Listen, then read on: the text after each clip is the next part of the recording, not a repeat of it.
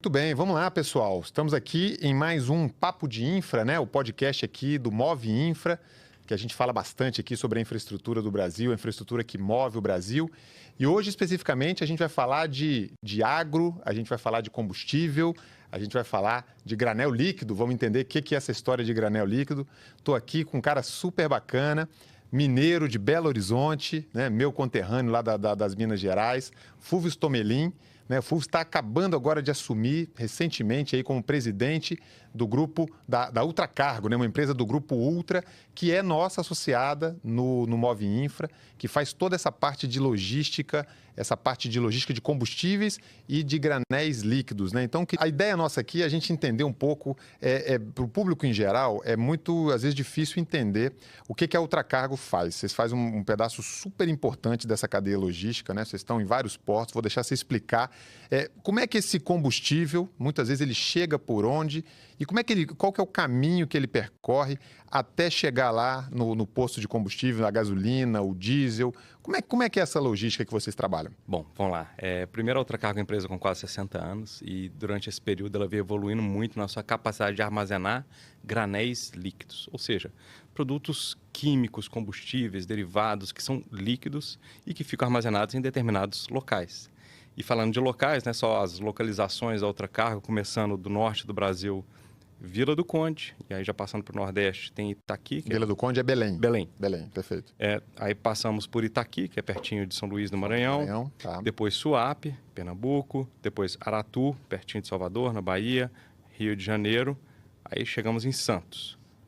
E aí começa a entrar para o interior, onde a gente tem Santos, o Opla, que é um ativo que a Ultracargo ela é sócia, tem 50% do Opla. Paulínia, né? Paulínia. Isso, interior de São Paulo. Rondonópolis. Lá no Mato Grosso. Que é lá no Mato Grosso. Isso. E também temos a armazenagem em Palmeirante, que é no interior do Tocantins, bem perto ali da divisa quase com o Maranhão.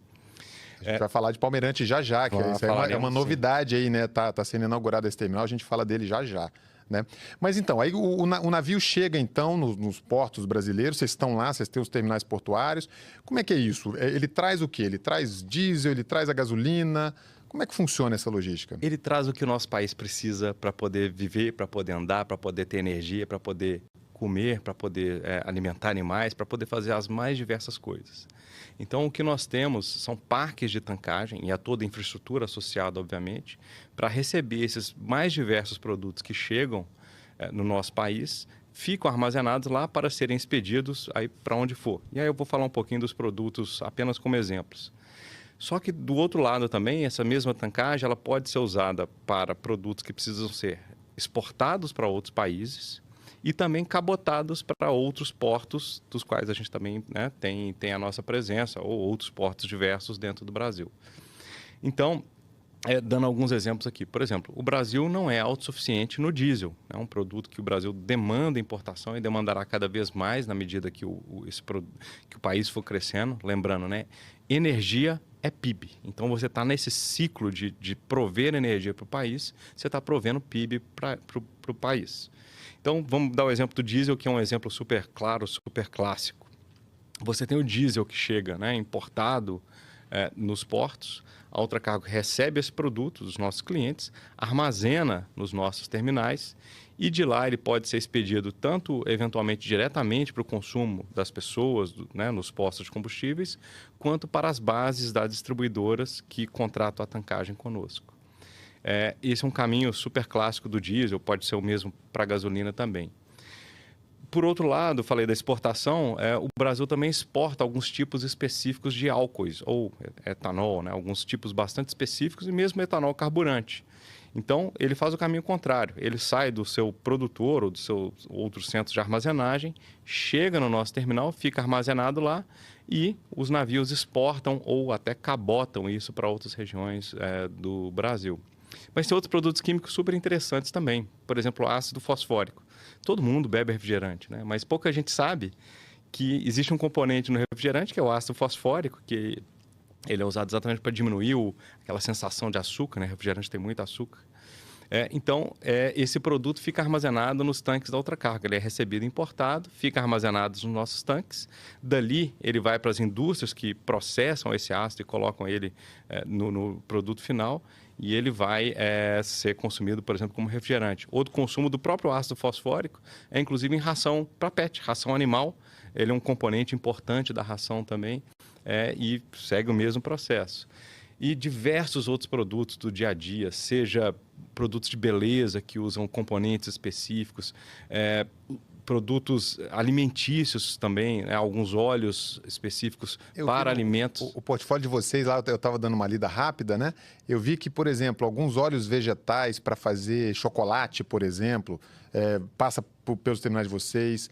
Parte de cosméticos, né? Eu vi shampoo, sabonete líquido, enfim, toda né, essa matéria-prima é de fato uma gama enorme de produtos, né? Exatamente. E cada um deles, né, tem uma demanda de como que ele tem que ser armazenado, como que ele tem que ser tratado, tem cuidados específicos. Então, é uma responsabilidade muito grande nossa, né, com o nosso cliente e com a sociedade de forma geral, de fazer isso da melhor forma possível. E, principalmente, fazer o valor que é inegociável para nós. Fazer isso da forma mais segura possível. Esse era um ponto que a gente queria puxar aqui realmente, porque eu fico imaginando que você estocar, armazenar líquidos, né? Muitos, talvez a maioria deles inflamáveis, explosivos, né? É um compromisso e um investimento com segurança muito grande, né? A gente percebe isso. Eu já visitei alguns terminais de vocês, especialmente alguns anos atrás eu visitei o Opla. Quando assim, vocês chegaram, né? Vocês têm um parceiro lá no Opla, tem um sócio lá. A gente foi lá visitar e me chamou muito essa atenção, né? Uma doutrina de segurança muito forte, equipamentos muito caros, muito robustos, né? Como é que vocês encaram aí essa questão de segurança? Primeiro que acho que esse é o nosso valor absolutamente fundamental e inegociável e está intrínseco, não só nos nossos investimentos, na nossa filosofia, mas está intrínseco nas pessoas. Eu acho que o legal da Ultracargo é isso. Se você passar com qualquer colaborador da Ultracargo, ele vai ter a mesma disciplina de segurança que qualquer pessoa lá tem. Então, nos últimos 2 anos, só para te dar em números, né, e walk the talk, falar que a gente não só fala, mas a gente faz. Nós investimos cerca de 80 milhões de reais em melhorias de equipamentos, processos de segurança. Alguns exemplozinhos, acho que bem bacanas. Se você for nos nossos terminais, você vai ver caminhões de bombeiro, caminhões de brigada de incêndio mesmo, da melhor qualidade possível, para poder prevenir qualquer incêndio que venha a ocorrer por algum acaso. E tem inúmeros outros investimentos em sistemas preventivos que são feitos também. Acho que trabalhar na prevenção tem sempre sido uma prioridade do que trabalhar na correção. Outros exemplos também acho que são bem interessantes. Nós usamos já robôs, ainda está em processo de teste, mas para averiguar a integridade dos tanques sem ter que fazer a parada daquele tanque ali para poder inspecionar se tem qualquer sinal de corrosão, qualquer sinal de avaria por dentro do tanque. Isso é feito via robôs atualmente. Então, acho que a gente avança nessa pauta exatamente para fazer operações mais seguras, mas também aliar a eficiência a isso. Não, de fato, me chamou muita atenção essa alta tecnologia, né, que vocês investem e empregam.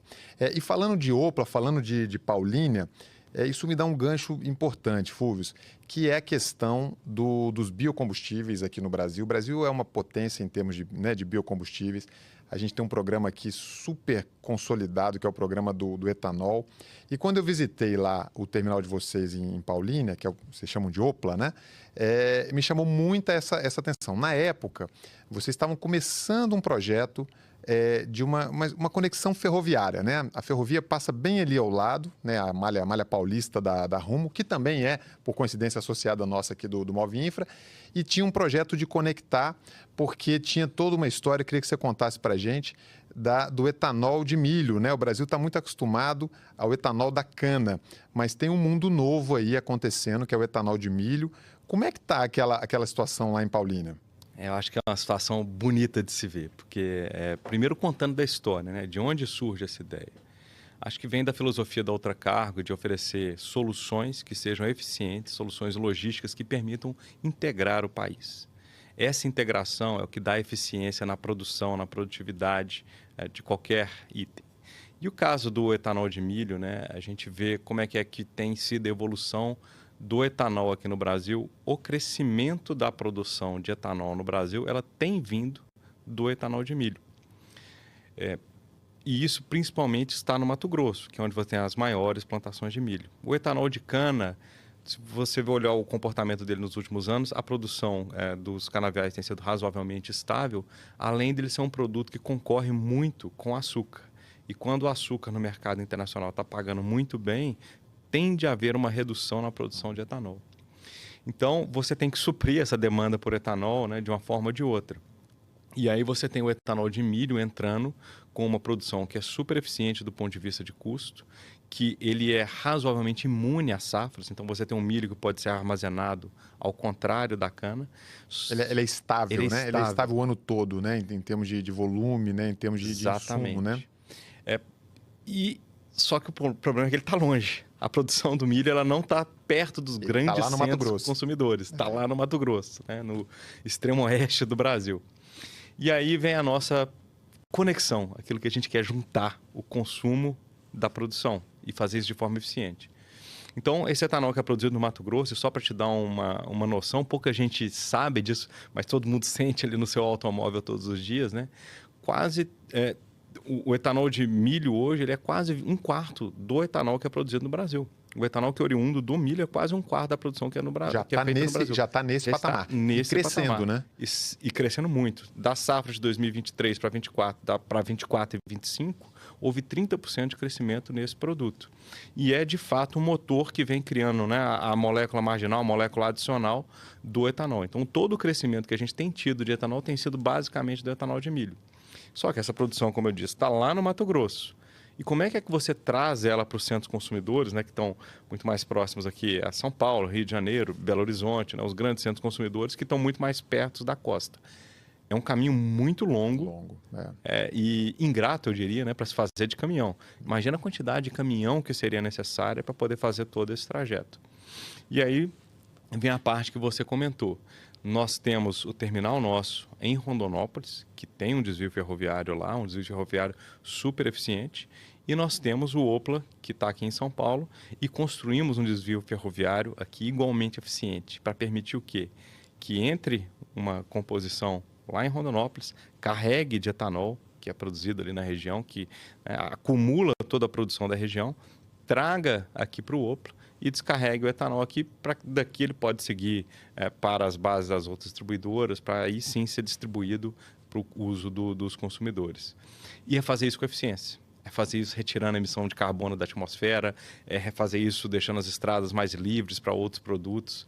Então, acho que essa é a contribuição da Ultracargo nesse caso. Super bacana, super bacana. E aliado a isso, né, se o etanol está descendo para cá via ferroviária, por que não levar os derivados de volta? Porque é uma região que está crescendo também a ritmos quase que chineses. Você vai lá em Rondonópolis, você fica impressionado com o desenvolvimento agrário da cidade, como que a agricultura lá é forte, pujante, e a cidade como um todo, né? Então você tem a necessidade também de ter derivados subindo para lá, especialmente o diesel para mover os caminhões e para mover toda a frota agrícola que você precisa para fazer... máquinas e implementos agrícolas, né? Exatamente, tudo isso funcionando. Então, esse mesmo desvio, com essa mesma eficiência, ele também apoia para a subida de derivados, aproveitando a logística que a gente consegue construir com isso tudo. Não, excelente. Só para quem está nos assistindo entender, esse terminal de Paulínia, ele fica bem ao lado da refinaria da Petrobras, né, de Paulínia. Então, da refinaria, vocês recebem toda a parte de derivados de petróleo. Exatamente. Né? Recebemos via duto. Duto, né? Tá conectado com duto, fica bem ao lado. Quando eu estive lá, eu vi esses dutos, é realmente super, super bacana. E a ferrovia passava próximo, né? Não entrava no terminal, mas passava próximo. Agora ela já existe esse contorno. Você estava me mostrando as fotos, ficou muito bonito realmente, entrando dentro do terminal de vocês. Exatamente. E aí vem esse etanol de milho que vem lá de Rondonópolis. Vocês estão na outra ponta também, vocês estão lá na ponta de Rondonópolis também, recebendo essa carga lá, põe no vagão, os vagões para transportar combustível, desce, deve dar o quê? Uns 2.000 quilômetros por aí, né? É uma distância boa. Acho que 1.600 quilômetros, para ser mais preciso. Pego de caminhão, não tem sentido você transportar uma distância como essa de caminhão, né? O correto é o trem, realmente, né? É mais eficiente, acho que é mais seguro, inclusive, né? Você tira uma quantidade muito grande de caminhões das estradas. Sem dúvida. E faz isso tudo numa batelada muito... em escala muito maior. Então, faz um transporte mais eficiente e com menos emissões. Ao novo terminal, que é o filho caçula agora de vocês, né? Que é o terminal de Palmeirante, né? Exatamente. Que é em Tocantins, né? Exatamente. Como é que é essa história? Eu vi que ele está conectado ali. Ali é Norte-Sul a ferrovia, né? Está nas mais Norte-Sul. E ele vai para onde? Ele vai para um porto lá em cima, né? Vai para o porto de Itaqui, que é pertinho de São Luís, conectado pela ferrovia. E é uma jogada muito parecida com a que a gente tem em Palmeirante, em Rondonópolis, desculpa. Por quê? Se você pensar, né, todo mundo fala do Matopi, a grande fronteira agrícola do Brasil, onde tem uma grande produção agrícola, que é exatamente ali no eixo central, né, entre Piauí, Maranhão, Tocantins e Matopiba, né? Muitas vezes puxa ainda um pedacinho ali da Bahia, ali perto de Luiz Eduardo Magalhães. Se você colocar Palmeirante, ela está no eixo central de todos esses estados. E ali é um grande centro produtor agrícola que demanda muito derivado. Além de também existirem algumas usinas de produção de biocombustíveis ali na região. Então, é uma vocação muito grande da região de grande consumidor de diesel e que não tem um acesso rodoviário fácil, que a gente vai permitir fazer essa ligação com um dos maiores portos do Brasil, que é Itaqui, recebendo o derivado e levando até Palmeirante e podendo subir também com biocombustíveis para poder cabotar para o resto do país. E, de novo, vocês estão nas duas pontas agora, porque lá em Itaqui vocês têm um terminal também lá no porto. Ligado com a ferrovia chega no nosso terminal. A ferrovia ali quem opera é VLI, né? Porque é aquele tramo norte da Norte-Sul, né? Então, eu vi lá no mapa, vocês estão bem nas margens da rodovia. Já está operando, tá para começar, né? Está para começar. Deve começar o finalzinho de junho, comecinho de julho, mas está bem para começar. Muito próximo do seu start. Já tem operações, inclusive, já estamos começando a testar, fazer os comissionamentos ali. É muito gratificante ver esse momento. E eu sei que lá em Belém, vocês têm uma operação bem robusta, que é uma operação ali no porto de Vila do Conde, né? Que é próximo a Belém, é o porto... perto de Barcarena. Barcarena, que é o municípiozinho do lado ali e tal. Como é que é esse perfil de operações? E queria até, já pegando o gancho, para que você falasse um pouquinho que ali tem uma conexão hidroviária, Hidrovias do Brasil, que também é um dos associados do Move Infra, faz parte do Grupo Ultra também, né? Perfeito. Ali vocês têm ali dividem com a Hidrovias ali alguma coisa, né? A Hidrovias é um terminal ao lado, bem próximo ao nosso, mas as operações são separadas, exatamente porque o dela está no granel sólido, o nosso está no granel líquido. Isso. E é um terminal super importante pela capacidade dele de receber grandes navios, né? E de expedir balsas e tanto de receber balsas. Então, é um ponto super estratégico para a logística também, de você fazer o recebimento de produtos que vão suprir toda a região norte, não só a região de Belém, mas dali você consegue receber navios grandes e, mais uma vez, vocação hidroviária desse terminal, que é ainda mais eficiente. E você expedir balsas, barcaças, né, para outras regiões que seguem o eixo ali dos rios ali da região norte, fazendo essa entrega de forma bastante eficiente.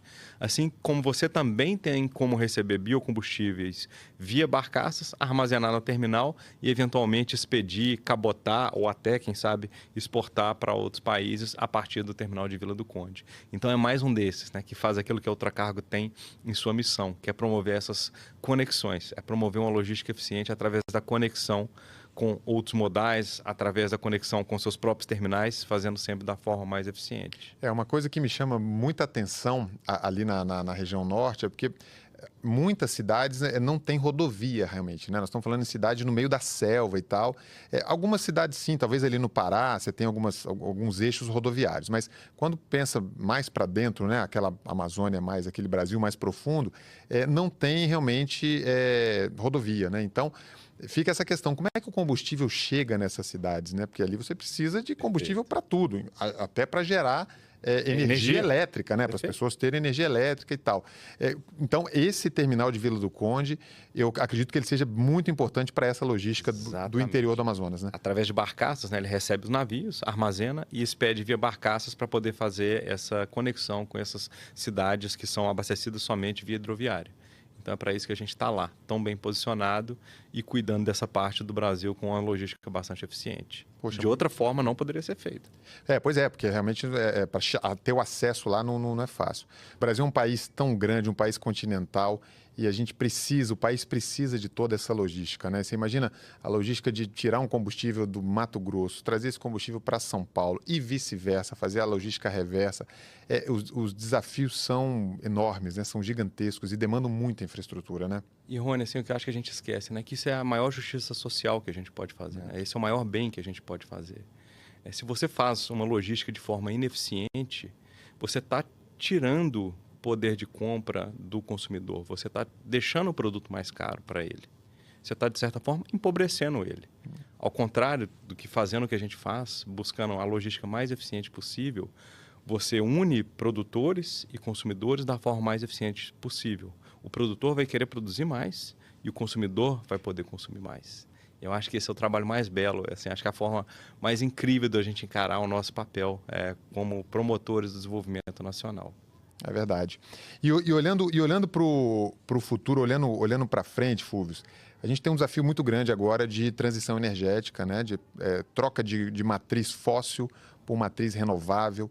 O Brasil tem uma, né, a gente já comentou aqui, a potência que é a nossa rota do etanol, seja ela de cana, seja ela de milho. Tem outras coisas acontecendo. Você é aviador, você sabe bem o combustível sustentável de aviação, Perfeito. SAF. Então, quer dizer, o mundo está em transição, né, com relação a essa parte de combustíveis. Como é que a Ultracargo está vendo esse movimento? Como é que vocês estão olhando aí para o futuro diante de um mundo, né, a cada passo, mas assim, cada vez menos fóssil e cada vez mais sustentável, mais renovável? Como é que vocês estão se preparando para isso? Perfeito. Primeiro que internamente a gente já usa fontes renováveis de energia para o suprimento, né, dos nossos terminais. A gente sempre procura estar comprometido com essa causa, porque é uma causa super válida. E acho que o nosso negócio atualmente está todo pensado para poder fazer essa logística dos biocombustíveis. Você falou do SAF, eu também coloco o biodiesel nesse meio, né? Que a gente também tem buscado formas mais eficientes de promover a logística também do biodiesel, que é um biocombustível que está misturado no diesel, a proporção hoje de 14%, mas também é uma componente importante do nosso combustível. A nossa gasolina está migrando agora para o combustível do futuro, deve ter uma mistura aí dos seus 30%, e o etanol, que já é um combustível que você aqui no Sudeste, por exemplo, você encontra praticamente todos os postos, você tem acesso muito fácil ao etanol. Mas acho que da nossa parte, por exemplo, né, vou repetir esse cenário aqui de Rondonópolis, a gente promover essa conexão de fazer o etanol sair lá do interior do Mato Grosso, chegar no Opla, do Opla ele pode ser transferido para Santos, e de Santos a gente consegue conectar ele com várias capitais do Nordeste, através dos nossos próprios terminais, por cabotagem, por exemplo, você leva esse produto de forma barata para um mercado consumidor que hoje tem muito pouco consumo de etanol, principalmente etanol como carburante. A maior parte do consumo do Nordeste do etanol ele vem exatamente do etanol misturado na gasolina. Mas se ele consegue chegar barato lá, você consegue promover o consumo de um combustível sustentável. E eu acho que isso é muito legal, porque o nosso país tem uma matriz super sustentável. Quando você compara, né, com os outros países do G20, as economias mais desenvolvidas do mundo, ninguém tem uma matriz tão ecológica, tão lastreada em biocombustíveis quanto o Brasil. E isso é algo que está intrinsecamente ligado naquilo que a Ultracargo pensa da logística no Brasil e procura fazer isso da forma mais eficiente possível. Putz, é sensacional. Realmente o Brasil é um país que tem um histórico que se posiciona muito bem com relação a essa questão de combustíveis renováveis, sustentáveis. E eu acho que a logística de vocês é o que faz isso acontecer, né? É claro que tem a produção do combustível lá nas usinas, né? As novas rotas, as maneiras mais eficientes de fazer, mas de fato, como é um continente esse nosso país, a gente precisa dessa logística, né? Quer dizer, você precisa alterar, transportar esse combustível Brasil afora. Não adianta ter o etanol só no sul e sudeste. Exato. O etanol tem que chegar ao nordeste, tem que chegar ao norte, até porque ele também vai misturado na gasolina. O diesel recebe as cargas de biodiesel e cada vez mais, né? Porque agora com o combustível do futuro isso vai evoluindo. Então, de fato, o trabalho de vocês é fundamental.